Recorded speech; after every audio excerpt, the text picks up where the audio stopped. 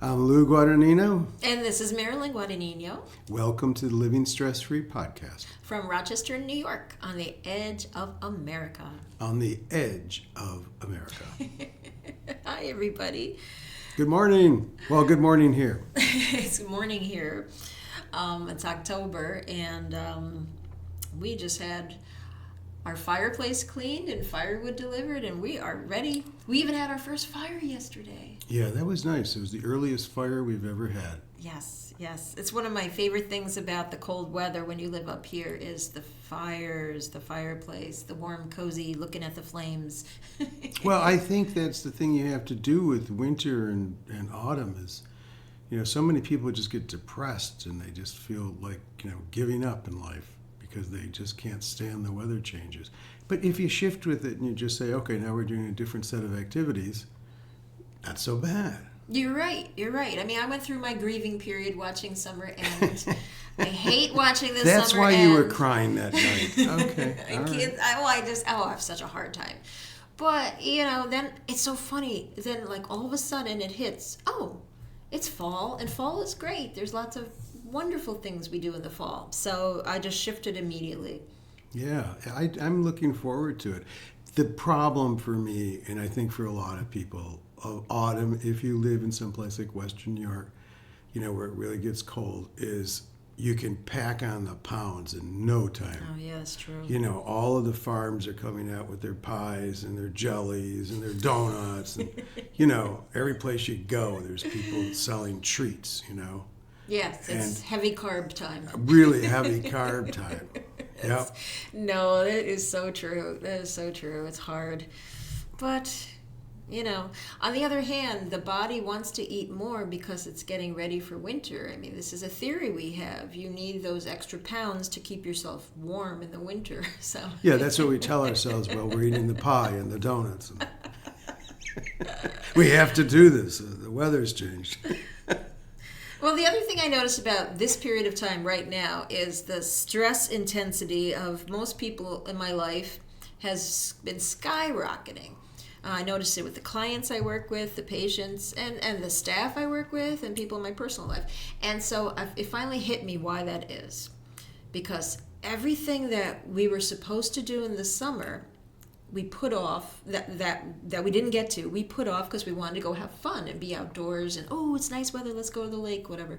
So all that has to be caught up on. But then you've got all the stuff you have to do in the fall to prepare for winter and the holidays coming and, all that. So you've got the stuff from the past you didn't do and the stuff in the future that you have to do. And so you get hit from both ends. That's my theory. Excuse me, I'm going to go get a Xanax. I'll be right back. That's my theory. Yeah, I think it's so hard. that practically, I think what you're saying makes a lot of sense. Yeah. Yeah. I mean, because there are things that you avoid doing in the summer because you want to have fun. Absolutely. And then you just get hit. And then it's the season change, which a lot of people get affected by that. And certainly in this area of the country, the temperature's been up and down and up and down. And, so many people are getting sick because it throws the natural equilibrium of the body off. And that makes you more prone to illnesses. So anyway, we're living stress-free. That's what we do. So that's why you're here listening to us right now. So we better get to it. What can you guys do to feel better, for God's sakes? So what are we going to talk about today? Well, we have not talked about spirituality yet on any of our podcasts, and that's something. We're going to talk about spirituality. Yes, that's a good idea. Near and dear to our We've hearts. Never talked about spirituality. No. Wow. We've never touched on this subject. Okay, well, good. And it's time. Let's do it. How do you want to start? Well, I think let's start with how we define it. Okay. Because there's lots of definitions out there, and people have different ideas of it. So right now, if somebody asked you, what does spirituality mean to you, Lou Guadagnino, how would you answer? I wouldn't say, well, it's A, B, C. Mm-hmm. For me, spirituality is more like practices. Mm-hmm. So for me, the main thing I've learned from spirituality is different practices. If you practice something like meditation or compassion or feeling love and devotion or many other very positive human qualities, if you practice them on a regular basis, that you develop them. And so to me, I guess spirituality is it kind of tells me that human beings, we have choice. And we make choices whether we know we're making them or not, and they add up in time. And spirituality, to me, is like all of the wisdom and the practices from the different traditions across the planet over time to help us human beings develop our own spiritual presence. So if a person didn't take the time to do the practices, then they would have less spirituality in their life? Yes. Okay. Yeah, I do. I mean, not. It's like anything, you know. They may have been born a more loving, compassionate person than maybe some of their friends are, or whatever. I mean, I'm not saying that people are born with different potentials, but no matter what potential you're born with, I think that there's great spiritual practices. They're really wonderful, you know, and we know this. I don't remember his name right now, but there's a French gentleman who's a Vajrayana Tibetan Buddhist monk, and they've been monitoring his brain for 2 decades, and the parts of his brain that have developed the most are the parts of the brain that are associated with feeling compassion and kindness and empathy. So his brain is actually developed differently, and we know this because we've mapped it. And I think that that's the way we all are. That, you know, and we don't always know that we're making that choice. Like, for instance, if you're not practicing meditation, if you're not practicing compassion and love, what are you practicing? Because whatever you do every day is what you're practicing. Right, right. So that's spirituality to me. What about you? Well, I do agree with you, and we're going to return to the practice idea and expand on that, definitely, because I want to talk more about that. But for me, I know this sounds so hokey, but it's love. It's just, to me, it's that whenever you touch that state of, because love to me it's not a feeling, it's not an emotion, it's actually a state of mind, and it's a state of being. It goes beyond definition.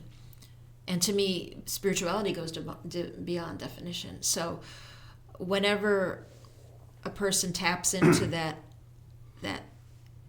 beautiful feeling of love, that state that you get in when you experience love. When you experience love, you naturally tap into spirituality. That's how I see it. You know, if I'm filled with love, I'm going to naturally be kind and compassionate and helpful to people. And that seems to be part of spirituality, is that connectedness, that we're all on this earth together, and we got to make the best of it, because this is not an easy place to live a lot of times. And so being kind and compassionate and helpful to each other, this big interconnected community we share on this earth, to me is spirituality, and that comes from love.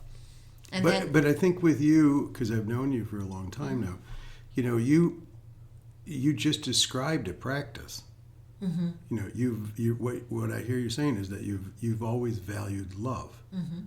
That you don't see it as an emotion, you see it as a divine principle in a way.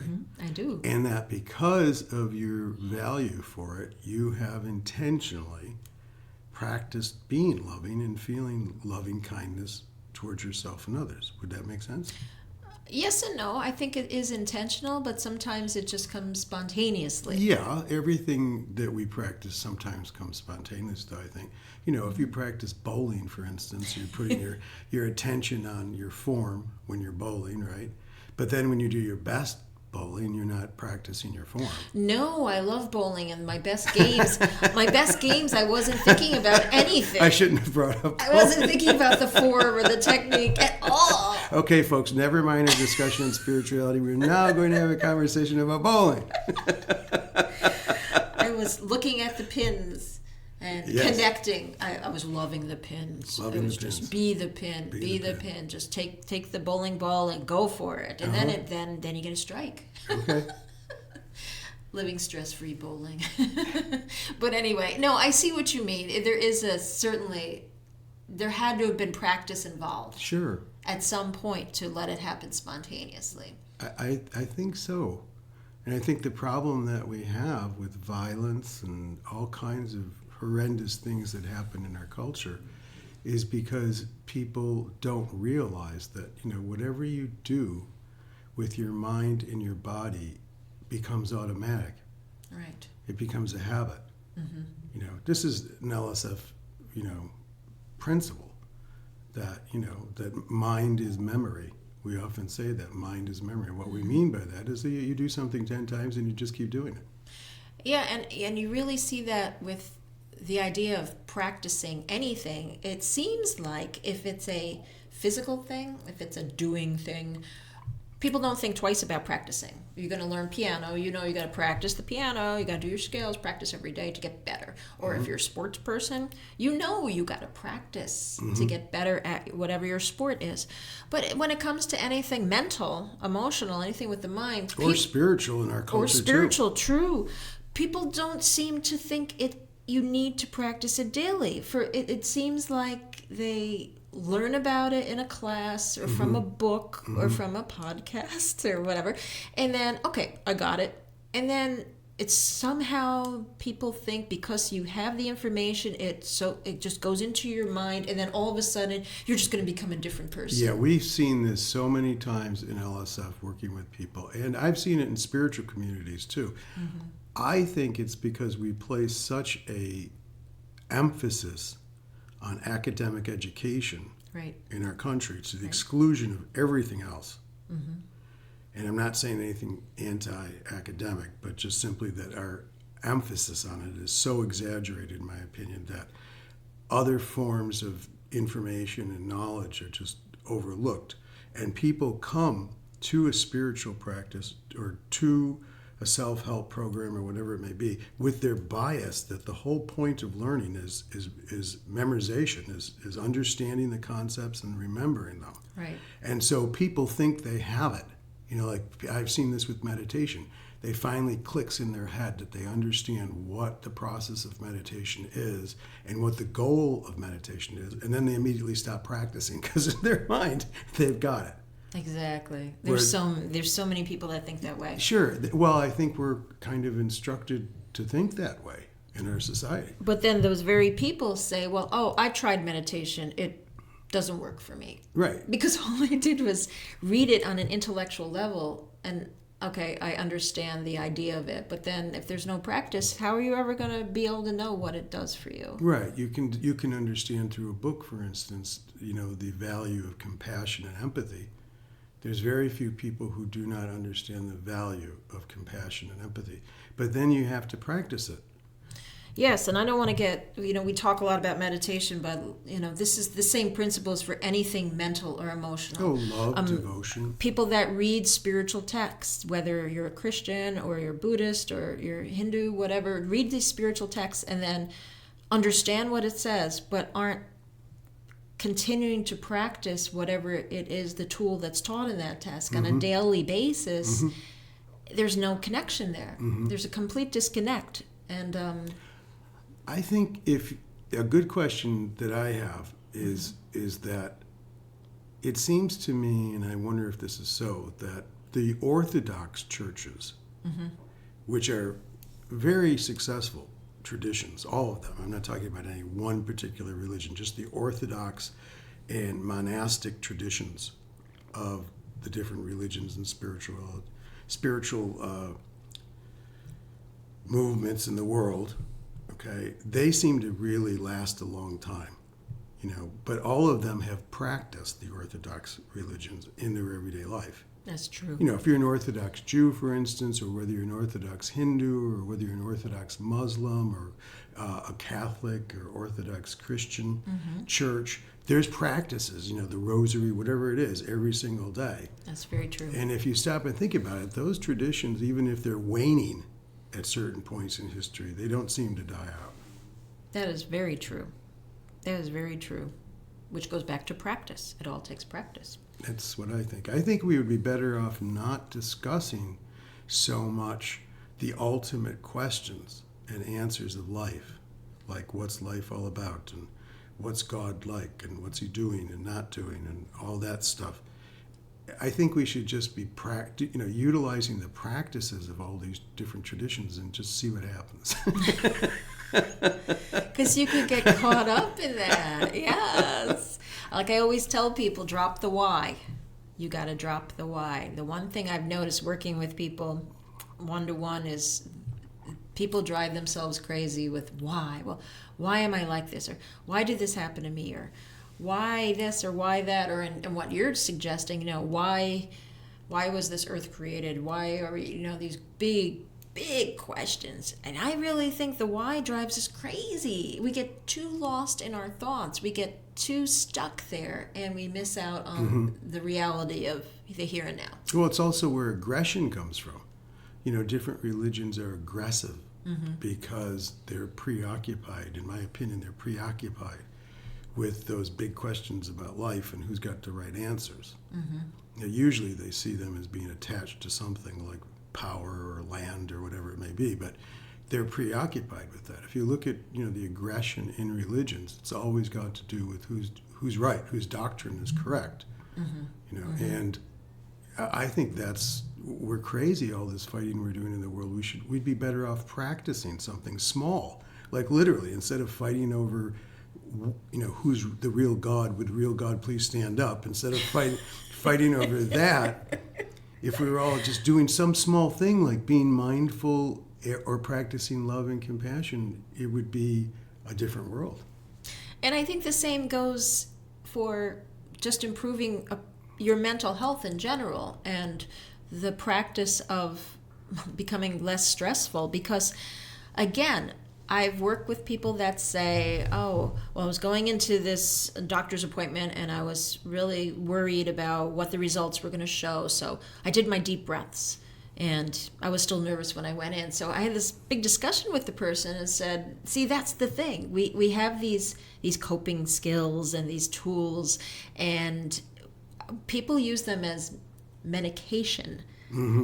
Okay, all right, I know I have to deep breathe, so when I'm doing something really stressful, I got to remember to deep breathe. And then, in retrospect, when they talk about how the whole event went, it really didn't help all that much. And I think that's one of the reasons people drop off from the whole self-help movement or drop off from trying to do anything because, well, it didn't work. But it would work. These things work if they're practiced every day. Every day. Well, there's that wonderful, and I've told this, many times you've heard me say this, that wonderful analogy in yoga and meditation traditions in India.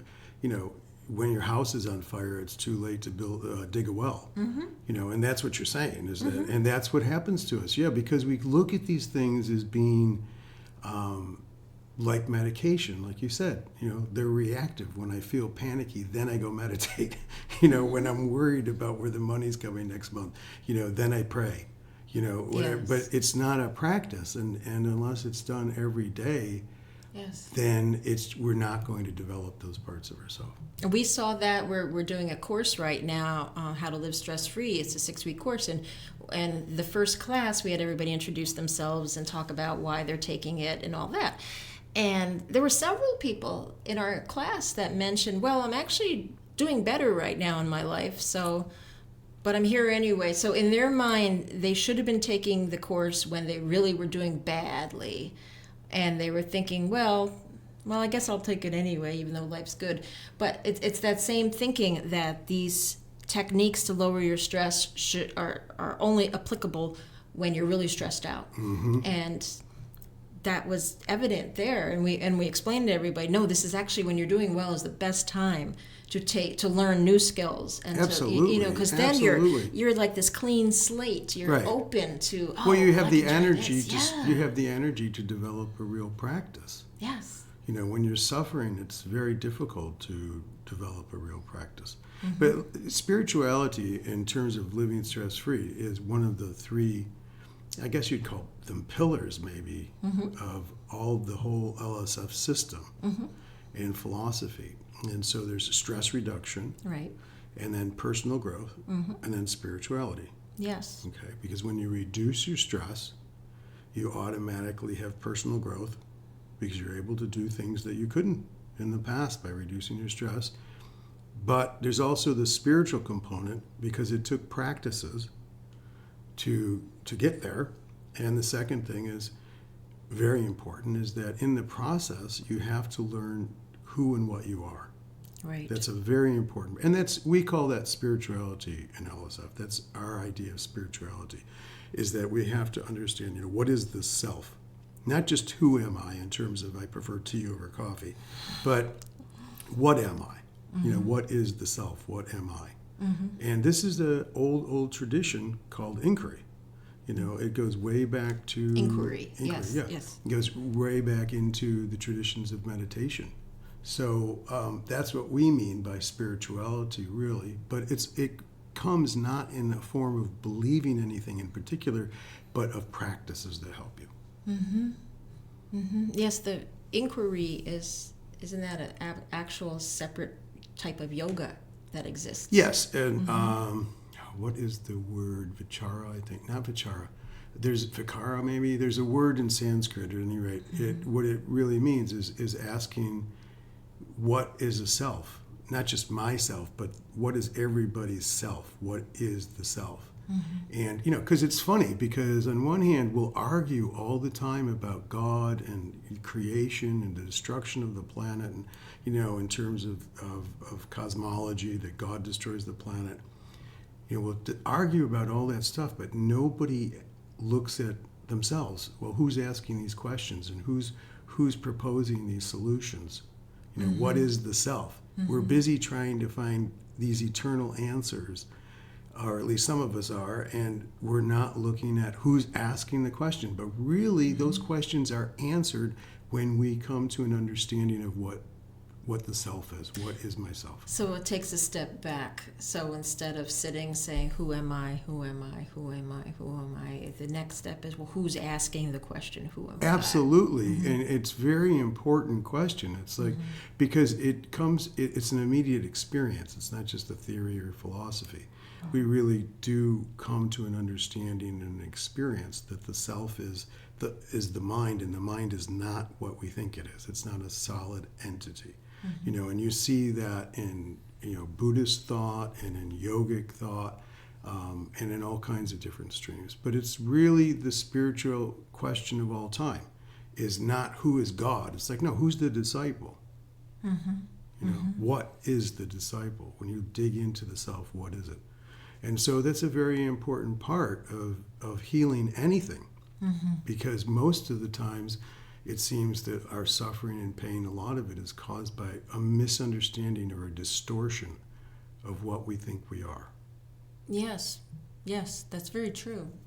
And it reminds me of how we teach people to be aware of awareness. It's a similar idea. Yes, absolutely. You can spend your time trying to be more aware of everything, aware of your five senses, aware of what you're experiencing in the moment. That's mindfulness practice. But to be aware of the awareness that's noticing all that is one more step backward. Right. And it's a much deeper practice. It's a very deep practice.